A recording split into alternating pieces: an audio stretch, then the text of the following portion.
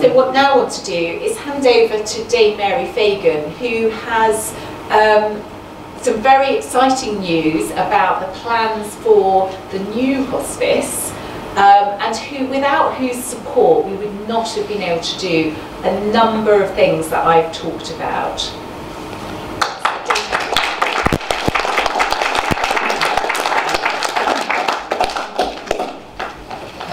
Dame Mary, of course, while she's coming up here, needs absolutely no introduction, and is somebody who's made an enormous difference to all sorts of people's lives in Hampshire in all sorts of different ways. But we are particularly grateful for your role as chairman of the Countess of Brecknock Trust, which is the hat you're wearing this evening. So thank you.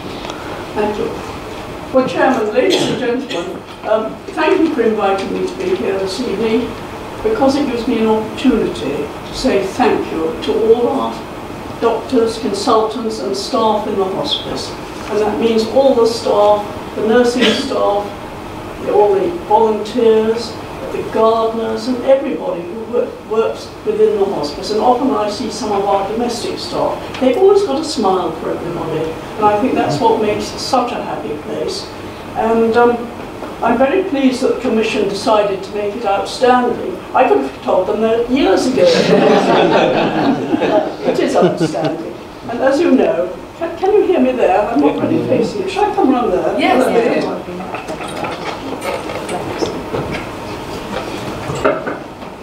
Oh, yeah, that's fine.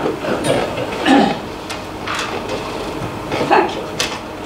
As you know, the hospice was built just over 27 years ago by voluntary contribution.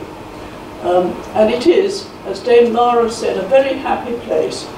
And I remember I went to visit the first patient in the hospice, and I was a bit apprehensive because I knew she was dying. She'd probably only survive another couple of days. And I went to talk to her. And what she said to me was this: "I feel safe." And I've never forgotten that, because what she meant was she felt safe. The staff were looking after her. She wasn't worried about her family anymore. And I think it's true today that our patients, whether they're in the hospice or out in the community, once our team is looking after them, they feel safe. And I'm sure that Dr. Lara has met this feeling very often. So that is one of the reasons that it is the staff, I have to say, that make the hospice such an amazing place. And you know, I'm always amazed by your team, Nick and Sarah, and I honestly want to say an enormous thank you on behalf of all the community to what you all do. Now, I chair the Development Trust for the hospice. Well, I chair the Countess of Brecknock Trust, which is a charity which built the hospice originally. It was actually built under the name of Macmillan then, and within a year it was very obvious to me that the health service were no longer going to be able to pay for it, which was the deal. So we made an arrangement that the trust would raise a percentage of the running costs, and that has happened now for 25 years. And I think the trust have done a remarkable job, actually. Well, now we are faced with the fact that as Dr. Lara has said, it's not big enough. The bedrooms are not big enough, the beds aren't big enough, nothing is big enough. We can do so much more for patients.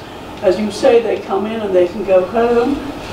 One of the saddest things I always think is when we've got a young person in the hospice and their children are around the beds, there isn't any space for them anymore. So that is why we need to rebuild the hospice. Doesn't mean we won't be using what's already there, we will, but we're going to enlarge it.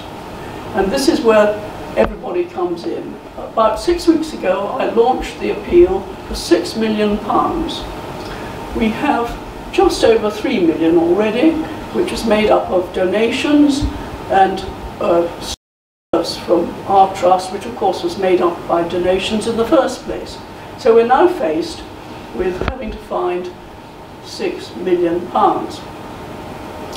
Now, Dame Lara said you must make a will. Yes, do make a will, but give a legacy to the hospice at the same time.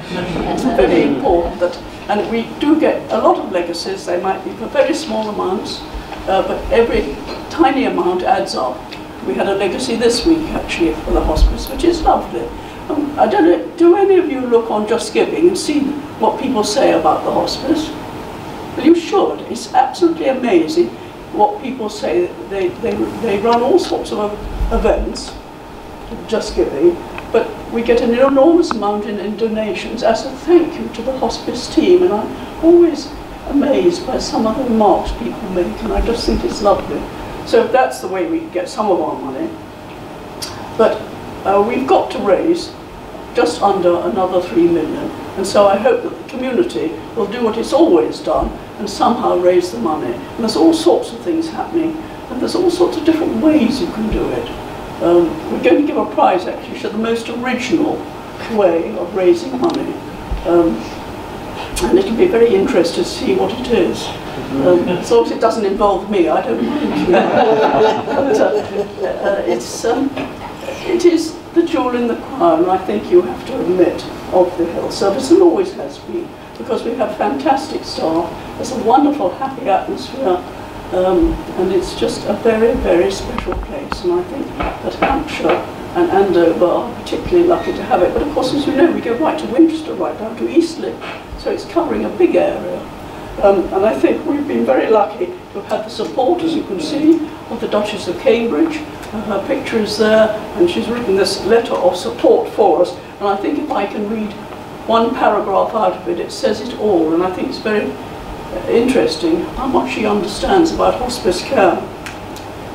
The Duchess says that for those families who are caring for a relative with a life-limiting illness, access to a hospice or palliative care services can truly help families make the most of the precious time they have together.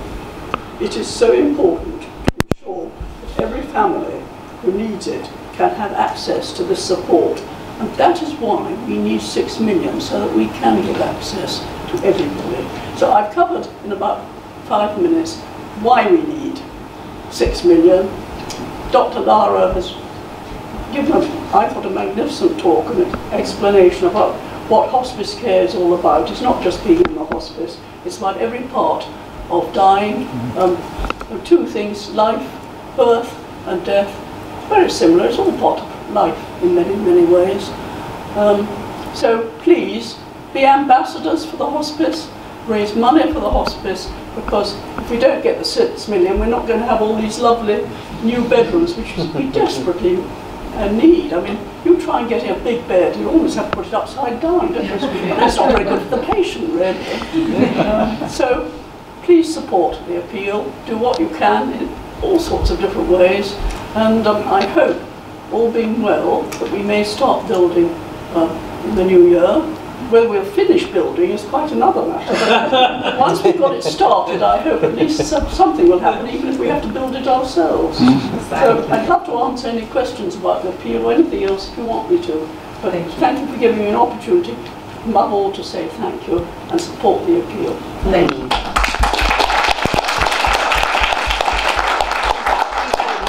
case people have questions, do stay with us if you do take a seat, yes. So, ladies and gentlemen, I don't know how you could resist that invitation to take part in helping that. Really, although it sounds like a large amount of money, you only need the population that we serve to give a very small amount of money each, and that would be the money that we need. So, any ways that anybody can help would be hugely appreciated by everybody. But do you have any questions either for Dame Mary or for Lara? Stunned into silence. I think it'd be nice. Could I ask Dame Mary if you've had any interaction with the County Council about this? Yes, we were very lucky, and the County Council made a donation of £500,000, which I was able to announce at the launch, which was tremendous support, and they are extremely supportive. They're supportive of the hospice, and they also wanted to support the health service, because they were so proud of what you are achieving within the community. And the difficulties you are having with money, everybody's got money difficulties. Everyone's having problems, that is true. Yes, Julie? Lara, thank you for the presentation. It was lots of new information for me as well. When my father-in-law was in Taunton Hospital in critical care, they had a document there that you could take to help you answer some of the questions, to map out what you want to happen to you or a member of your family. Is there something that we have that we could use as a vehicle to help us do the planning? Because I think coming at it to have the questions is probably quite a useful starting point to help you if you've not considered that sort of questioning before. Yes, we do. So we have something we call an advanced care plan, and it talks you through some of the things to be thinking about. We tend to make sure that we talk to people and families about it rather than just sort of handing it out, because I think how you think about it is quite important, and some people can get quite upset if they just get given a document like that. We have got some information on the Dimatters stand which talks through some of the issues, and there is quite a lot of information on our website as well about that. Brian? It might be a silly question, but one hears about means testing for some aspects of care, but not for health. Where does palliative care fit in that spectrum? Is it things that we should make financial provision for, as well as time and energy and planning commitments for? It's a good question. So the health aspect to the care is covered by the NHS and supported by charities. It's actually so home care or nursing home. If you've got a rapidly deteriorating condition and you are likely to have a prognosis of 2 months or less, then it is NHS funded, which is not means tested free at the point of delivery. If, however, you need care or a nursing home for longer, and then it's organised through adult services, that is means tested. So some people get no funding towards that, or just a very small element. So I think, in your thinking and planning, one does nowadays need to think about having some money, because we know that not everybody's condition rapidly deteriorates from being self-caring to needing a lot of care very quickly. Sometimes people's trajectory may be more gradual and they need care. Rosemary? I think it is a point of contention, actually, having run nursing homes. And people are quite upset about having to pay for their care. But with another hat on, having worked for charities, there is a lot of untapped help financially, and from a befriending point of view from various charities, for people to get some help towards those costs. Sure, and just to be completely clear, you don't pay for hospice care at all. We're just talking about home carers, not our team, because that's NHS, just some nursing home beds, but not the beds that we are running. Any more questions? So, Mary, if I may ask you one question, which is, it's me, if any of the lovely people who've come to hear us tonight go home and have a wonderful idea, what should they do with it? Well, let me know at the hospice. Hopefully it's a wonderful financial idea. So let me know. Just write to me at the hospice if you can raise money in any way. And I should have said, have a good look at what we're trying to achieve. And I hope people will have ideas, and I think spread the word, because sometimes people don't realise that we do need the money to build it. Some of the press things which you read, it says that the new hospice is going to be built. It will only be built if we get the money. So I'm trying to have a big push on saying it's 6 million, we've got just over 3 million, but we still need another 3 million. That's really our problem.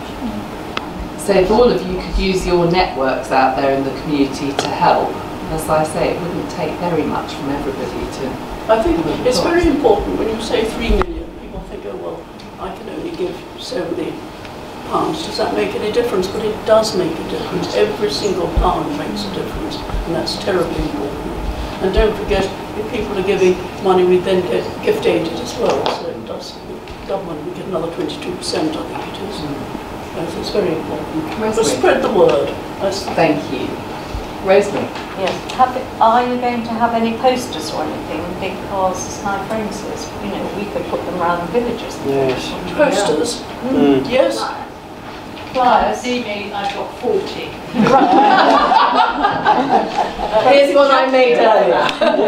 If you look on the board, you can take part in all sorts of things. We're getting posters around for the walk, for the fashion show, for all sorts of things in all the different villages, because we are very much a rural community. You're absolutely right. But if we don't feel there's enough publicity, we are doing more posters all the time. We've got brochures, everything. So we want publicity and money. Can I just add, also on Facebook as well, so can you just all find us on Facebook? Or no, fundraising events like that. Yes, even I've worked out that now. Okay, well on that jolly note, I'd like to thank my colleagues up on the panel, primarily Dame Mary and Laura for their wonderful talks this evening, and also of course Alex for her introduction to the hospitals for you.